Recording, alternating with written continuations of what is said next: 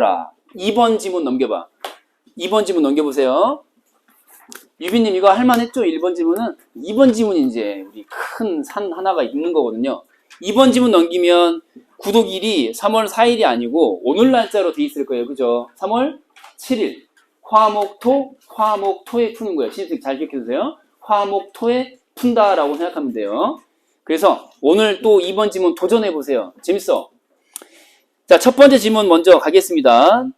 처음에 읽을 때 그러니까 얼마나 중요한지, 뭐가요?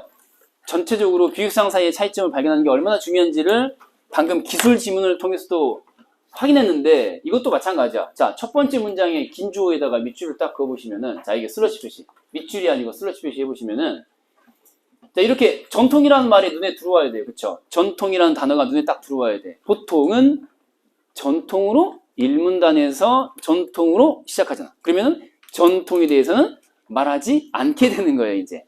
그러니까 앞으로 전통 말고 요즘 이야기를 들려줄게 라고 한다거나, 혹은 전통 얘기 말고 근데 어쩌고저쩌고 라고 시작할 수 있는 거거든. 그러니까 이 전통이라고 말하는 순간, 아, 얘는 화제가 아니겠네 라고 다음 걸 기대하시고 읽으시면 되는 거야. 밑으로 내려가시면은 무슨 주의가 나옵니까? 그렇지. 이 표지에다가 밑줄 그어. 반면. 전통적으로는 해놓은 다음에 반면 했으니까 니은의 한 줄 위 반면. 당연히 얘가 화제일 가능성이 높은 거예요. 그쵸? 그래서 화제의 화라고 한 글자만 딱 써두시고 뒷장에 화제 칸에다 쓰시는 거죠. 뒷장 화제 칸에 베이주주의라고 쓰는 거예요. 전통적인 인식론에 대한 얘기를 하려는 게 아니에요. 근데 예외적으로 복합지문의 형태를 띠는 인문제재, 즉 다시 말해서 수능의 4번부터 9번까지의 복합지문의 경우는 전통으로 시작했으면은 동양의 전통과 서양의 전통으로 전통이 될 수 있어요. 그런 경우는 예외적인 거예요. 참고로 알아두시고. 자, 그리고 베이주주의 화제인 거고요. 자, 밑으로 내려가기 전에 베이주주의의 핵심이 뭐니까 화제가 뭔지 발견하면 된다라고 했는데 이걸 설명하는 내용도 귀 기울여 봐야겠죠. 이렇게 주의를 기울여서 봐야 되겠죠. 어쩌고저쩌고 막 나오는데 뭐라는 거야. 모르겠으면은 또 표지를 활용해. 이처럼. 보여 안 보여? 이처럼. 보이지? 1문단 지금 보고 있어. 1문단. 자, 밑에서 세 번째 줄에 이처럼에다가 밑줄 한번 그어보시고. 그리고 이 베이주주의의 핵심은 뭡니까? 이들의 믿음의 태도의 핵심은 뭐죠? 믿음의 정도라는 거죠. 자, 형광펜으로 색깔 한 번 더. 믿음의 정도. 이 베이주주의라고 하는 거는 믿음의 정도라는 게 핵심 개념이에요. 정도라는 것으로 믿음을 판단한다는 거잖아요. 1문단을 보세요. 보통 우리가 슬기는 여신이다 라고 하면 참입니까? 거짓입니까? 빨리 대답하세요. 시작. 참이다 라고. 그렇죠. 슬기는 여신이다. 참이에요. 참인 명제예요. 근데 어떤 친구는 일부는 또 뭡니까? 거짓이다 라고 몹쓸 대답을 할 수도 있는 것이고. 근데 참이다 거짓이다 중 어느 것도 아닐 수 있는 거 아니에요. 아까 위로 가봐. 전통적으로는 뭐라고요? 참이다 거짓이다 대신에 무엇도 있을 수 있다. 참이라 믿지도 않고 거짓이라 믿지도 않는다. 이런 세 가지 태도가 있다라고 보통은 생각을 해왔지만 얘네들은 세 가지가 아니라 그보다 많을까요? 적을까요?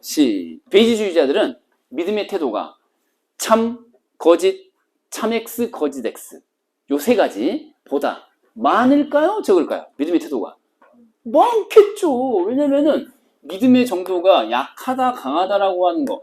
정도라는 게 무슨 말이에요? 약하다, 강하다잖아요. 그러니까 참이 있고 거짓이 있으면은 이 가운데 무수히 많은 정도차를 가진 태도들이 존재하겠죠. 세분화해서 얼마든지 많은 방식으로 정도를 설명할 수 있죠. 그러니까 여기는 가장 강한 믿음의 정도와 가장 약한 믿음의 정도라고 단순화 시켜놨는데 심지어는 무엇도 가능해요. 딱 중간 정도라는 게 있을 수 있어요, 없어요? 시작. 있어요. 중간 정도라는 게 있을 수 있죠. 지금 야 덥냐 춥냐 물어봤어. 덥지도 않고 춥지도 않고 그냥 중간 정도로 이렇게 느낄 수 있는 거 아니에요. 그러니까 다시 말해서 참과 거짓이라고 믿는 것들의 정도가 같은 정도로 참이라고 믿고 같은 정도로 거짓이라고 믿을 수도 있는 거죠. 슬기가 여신이라고? 참인 것도 같고 거짓인 것도 같고 이런 상황이 있을 수 있는 거죠. 정도의 문제니까. 모든 게 다 가능해요. 같은 크기로 믿는 거죠.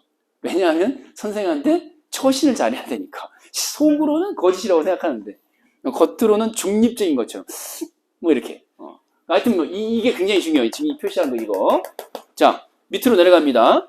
비교쌍을 찾으셔야 되는데 이 문단에서 박스 처리되어 있는 것 똑같이 형광펜으로 색깔 중요하니까 박스 처리했겠죠. 문제에서 물어볼 거다라는 메시지니까 조건화 원리에다가 형광펜으로 색깔을 하신 다음에 자 밑으로 쭉 내려오시는 거예요. 진짜 중요한 비교쌍은 지금부터라는 거죠. 지금 이 수업을 듣고 충격에 빠질 수도 있습니다.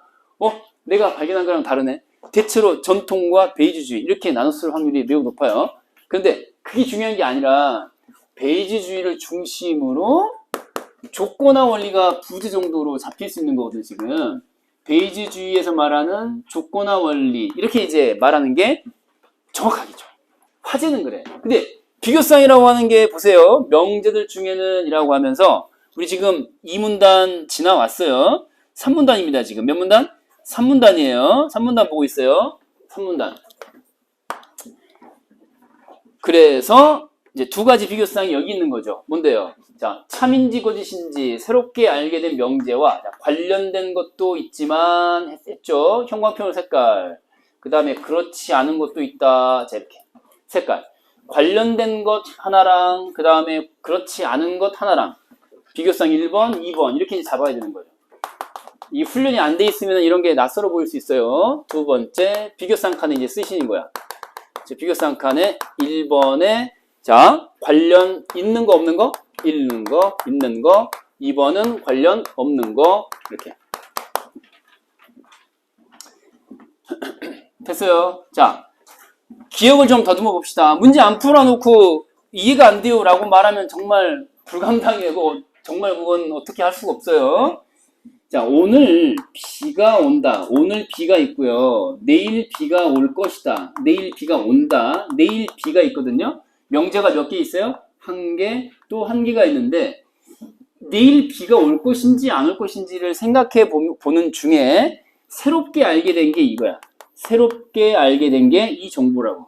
오늘 갑자기 비가 왔어. 보통 사람들이 어떻게 생각해? 이 비가 그칠 수도 있지만 보통은 오늘 비가 내렸으니까 내일도 비가 내리지 않을까? 라고 생각을 한대. 네가 그렇게 생각하지 않아도 돼.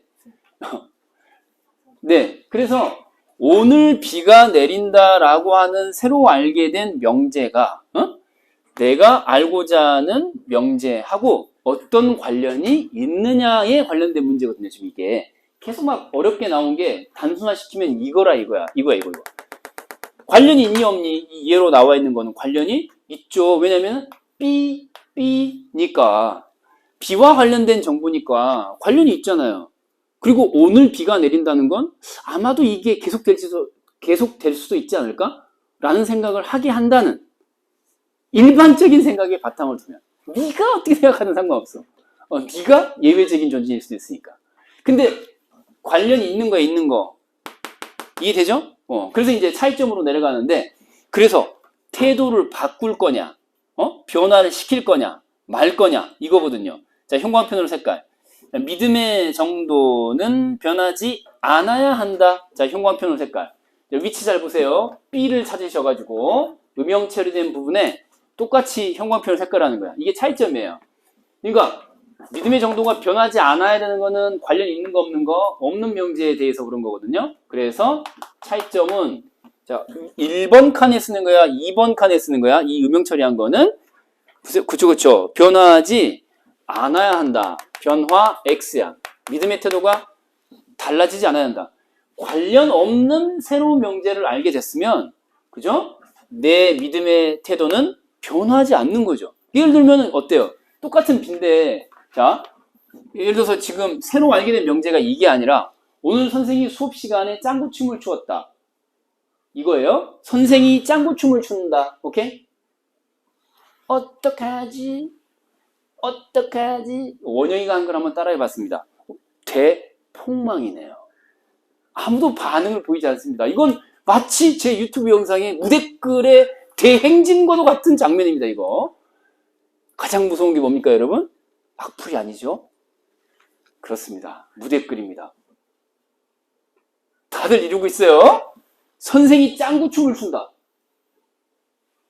어떡하지? 그러면은 내일 비가 온다 하고 관련이 있는 명제 없는 명제. 내가 짱구춤 추는 거 뭔 상관이야? 무관하잖아요. 그러면은 내일 비가 온다라는 명제에 대한 믿음이 참이라고 믿는 게 더 강해진다, 약해진다로 달라질 수가 없죠. 이해되죠? 근데 이제 생각하기 나름인데, 아유, 저 새끼 또 지랄하네. 수업 시간에 날구지하고 자빠졌네. 이러면 또 관련이 있는 거예요. 뭔 말인지 이해돼요? 저 새끼 또 지랄 발광하네. 미치광이 서정광이 오늘 또 한 건 했네. 라고 생각하면 아이고 저 날구지 비가 올려나? 이럴 수 있잖아요. 그러면 관련이 있는 거야 뭐야? 그러면 또 있는 거죠. 지금 헷갈리게 만들려는 건 아니에요. 무슨 말인지 이해되시죠? 그리고 지금 이거 짱구춤을 추는 거랑 내일 비가 오는 거랑 뭔 상관이냐고. 네 태도는 달라지지 않는 거라고. 그죠? 근데 이건 뭐야? 반대로 관련이 있는 것에 대한 얘기가 나오면은 태도 변화가 있는 거죠. 더 강해질 수도 있고 약해질 수도 있고 뭐 그런 거죠. 이 상황은 이제 내일 비가 올 것이라는 믿음이 더 강한 쪽으로의 변화가 일어나겠죠. 일반적인 생각으로 비춰보자. 이해되시죠? 오케이. 자, 그리고 이제 추가 정보로 가보겠습니다. 마지막 문단 가시는 거예요. 마지막 문단의 세 번째 줄. 몇 번째 줄? 세 번째 줄의 실용적 효율성 찾아볼게요. 잘 보이게 음영 처리해 놨는데, 자, 세 번째 줄 실용적 효율성 찾아보시고요. 같은 곳에 형광펜. 얘가 추가 정보니까 추라고 써볼게요. 추. 실용적 효율성에다가 추.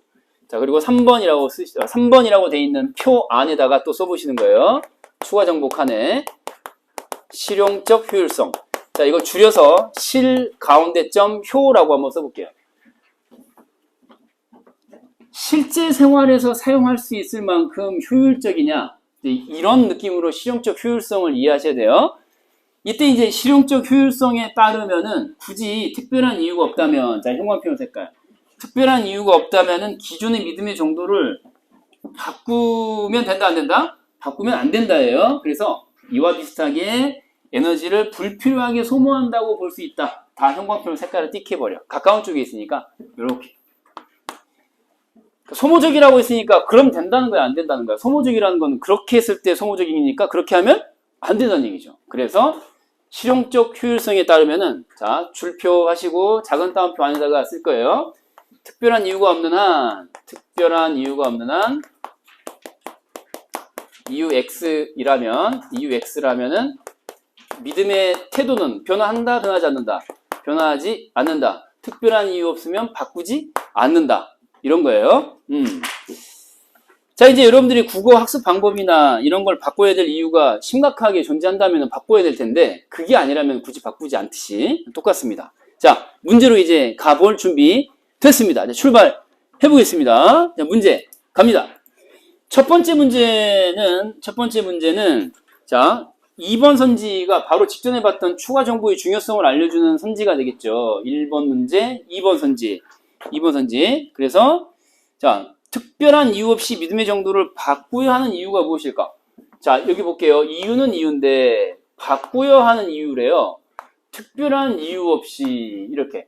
자, 특별한 이유가 없다면 변화하지 말아야 한다라고 했거든요. 그렇기 때문에 자, 윗글에서 답을 찾을 수 있는 질문이 아닌 것이다 라고 말해야죠. 위에 나와 있는 건 뭡니까? 위에서 나와 있는 거는 특별한 이유가 없다면 변화시키지 말아야 한다. 왜? 소모적이니까, 낭비니까 는 나와 있죠. 그죠? 그래서 특별한 이유 없이 믿음의 정도를 바꾸어야 하는 이유? No! 그러면 바꾸면 안 되는 거거든요. 그래서 이렇게 X 이렇게. 자, 2번 문제로 내려가시는데요. 2번 문제는 나머지 선지들에 대한 설명은 제가 서면으로 다 정리된 걸 한 장짜리 나눠드릴 거거든요. 이제 2번 선지만 봐봐. 뭐냐면 이 선지를 딱 보는 순간 자, 상주님 얘기해 볼게요. 2번 선지에서 핵심어가 뭡니까?